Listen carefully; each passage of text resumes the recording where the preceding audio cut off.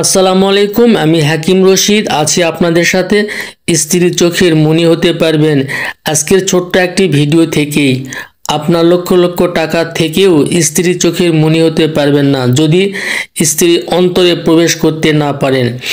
এই আপাং গাছের মূলের মাধ্যমে আপনি অসাধ্যকে সাধন করতে পারবেন, স্ত্রীকে বশীভূত করতে পারবেন। এই পৃথিবীতে এমন কোনো স্ত্রী নেই স্বামীর সঙ্গে রোমান্স করতে পছন্দ করে না। স্ত্রী কতক্ষণ সহবাস করতে চায় আপনি দাঁত ভাঙা জবাব দিতে পারবেন।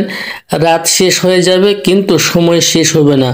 আজকের ভিডিওটিতে প্র্যাকটিক্যাল দেখিয়ে দেব কিভাবে এই আপাং গাছ কাজে লাগাবেন।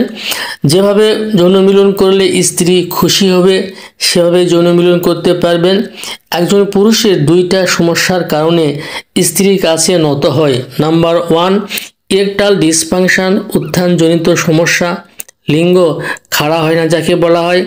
2 নম্বর, প্রিম্যাচুয়ার ইজাকুলেশন বা দ্রুত বীর্যপাত, তাড়াতাড়ি বীর্য বের হয়ে যায়। এই দুইটি সমস্যা আপাং গাছের মাধ্যমে দূর করতে পারবেন। রোগ সেরে যাওয়ার পরে একটি কাজ কখনোই করবেন না। যদি মেনে চলতে পারেন এই সমস্যা আর ব্যাক করবে না, স্থায়ীভাবে সারা জীবনের জন্য ভালো থাকতে পারবেন। ওষুধটি তৈরি করা অনেকটা জটিল, আবার গাছটি চিনতে পারলে কিছুই নয়।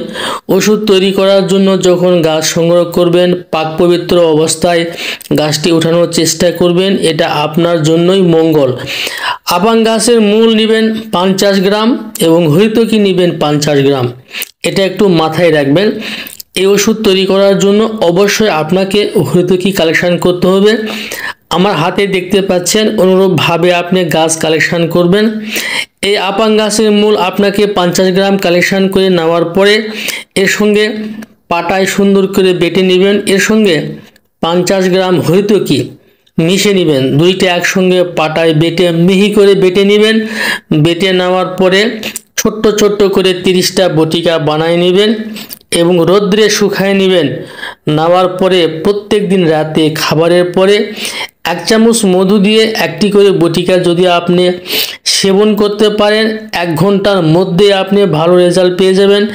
নিয়মিত একটি মাস যদি এই ট্যাবলেট আপনি সেবন করতে পারেন স্ত্রীর চোখের মণি হতে পারবেন, আপনি অসাধ্যকে সাধন করতে পারবেন, আপনি লং টাইম ধরে সহবাস করতে পারবেন।